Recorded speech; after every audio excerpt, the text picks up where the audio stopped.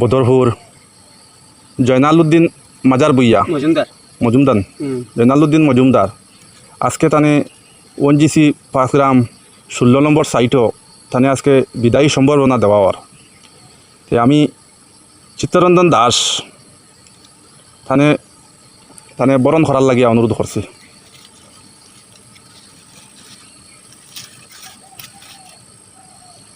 আমি 1990 ইংরেজিতে হোমগার্ড গৃহরক্ষী বাহিনীতে যোগ দিয়েছিলাম। আর 2025 খ্রিস্টাব্দে আমার 55 বছর বয়স হওয়ার 1 মাস বাকি রয়েছে। ওএনজিসি ডিপার্টমেন্টে আমার লাস্ট ডেভেলপমেন্ট ছিল। আজকে আমার বিদায়। আপনি দীর্ঘ কত বছর মানে ডিউটি অবস্থায় কাটাইছেন? দীর্ঘ 34 বছর আমি গৃহরক্ষী বাহিনীতে চাকরি করছি। আর আমার জীবনে কোনো দিনও ডিউটি অবস্থায় কোনো অ্যাবসেন্ট রিপোর্ট বা কোনো দিকে ডিউটি নেগলিজেন্সি এটা হয়েছে না। আপনি এসপি অফিসে আসলেন? আমি এসপি অফিসে লাগাতার 10 বছর চাকরি করছি। এরপরে ডিসি অফিসও করছি। এর বাদে আউটপোস্ট সরসপুর আউটপোস্টও বিভিন্ন জায়গায় আমি খাটলিছড়া সরসপুর থানায় ডিউটি করছি। কোনো সাইটেও আমার কোনো আপত্তি আইছে না, কোনো অ্যাবসেন্ট হয়েছে না। আমি আমার জীবনে কোনো দিনও অ্যাবসেন্ট করছি না। আর ডিউটিতে কোনো কমপ্লেন আইছে না। আচ্ছা, আর আজকে আমরা 7 জন, আমরা 7 জনের মধ্যে আমরা 4 জন প্রেজেন্ট আছি, একজন অফ আছে, 2 জন নাইট শিফট করিয়া তারা এখন ঘরে গেছে অসুবিধার কারণে। অসুবিধা বলতে তারা হইয়া গেছে, তারা কাগজ জমা দেওয়ার যার। আমরা তো অ্যাসেসমেন্টের কাগজ জমাও না, তারা কাগজ জমা দেওয়ার যার। আমরা হইয়া গেছে যে আমরা নাইটে আইয়া আমরা first shift, second night, first night duty করবো। আমরা এখানে 4 জন আছি, 4 জনে আপনার বিদায়ী সম্বর্ধনা দিয়া। আর তান আজকে এ শিফট ডিউটি, এখন প্রায় 2টা বাজি গেছে, 2-3 মিনিট বাকি আছে। তানে আজকে বিদায় দেওয়ার 5 গ্রাম ওএনজিসি 16 নম্বর সাইটতে গিয়া।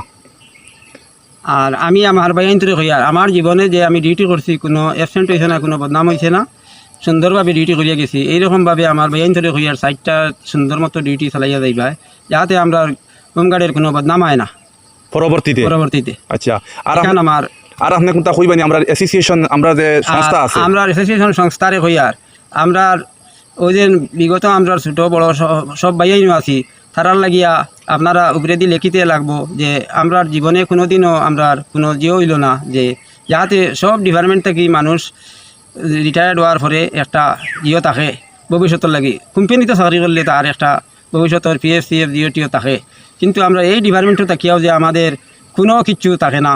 এখানটা আমার মনের বড় দুঃখজনক ব্যাপার। ওটা সম্বন্ধে আপনারা কিছু উপরে দিয়ে লেখবা বা আলোচনা করবা। আচ্ছা, আপনি যে 2 মাস আগে যে কাগজ জমা দিছিলা, আপনার ঘর থেকে ডাকিয়া নিয়ে যে কাগজ জমা দিছিল, আপনি আশাবাদী নি যে আপনি পেনশন পাইবা বলিয়া? এখান তো আমি আমার PC সাহেবরে জিজ্ঞাসলাম, বলে আমরা কাগজ কিতা লাগি জমা দেওয়া হয় বা কিতা লাগি নেওয়া হয়।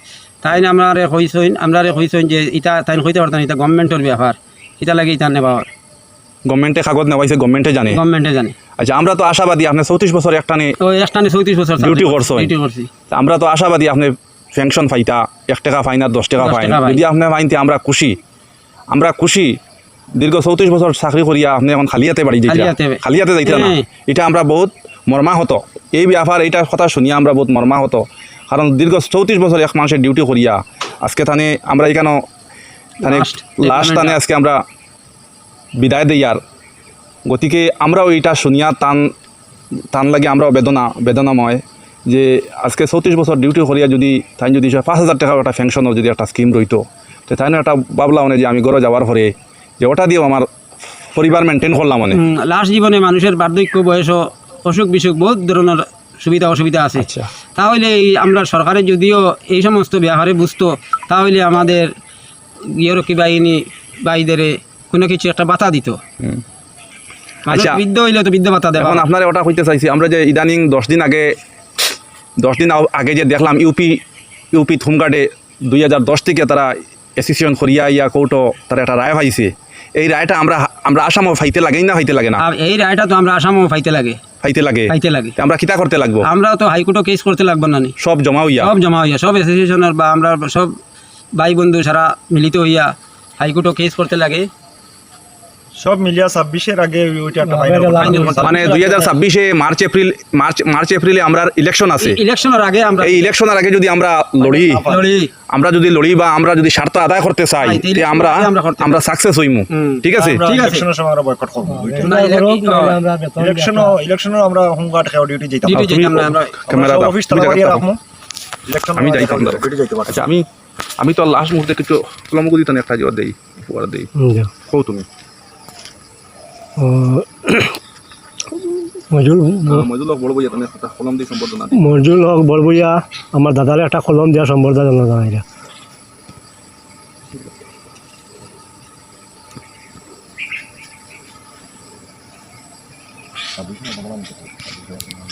সবসা উঠছে সব একদম। আমি আর কিতা কইতাম, যেটা কইবার তো তাই কইলেই হয়।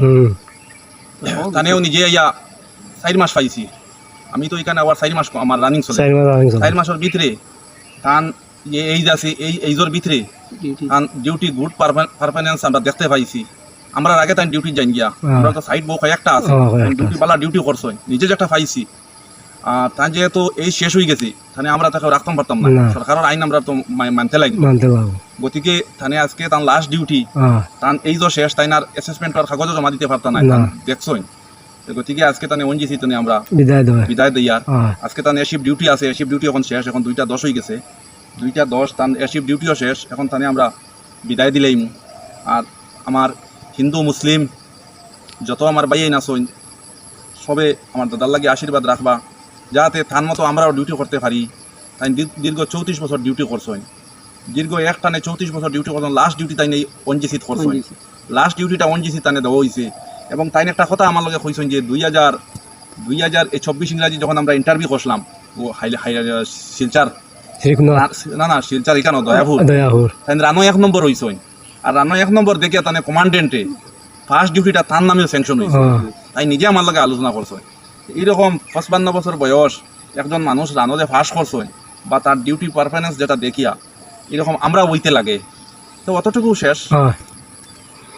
আর সবাই নমস্কার জানাইয়া আমরা ওখানেও শেষ করলাম। আর যদি কোনো ভুল ত্রুটি থাকে তাহলে ক্ষমা চাই।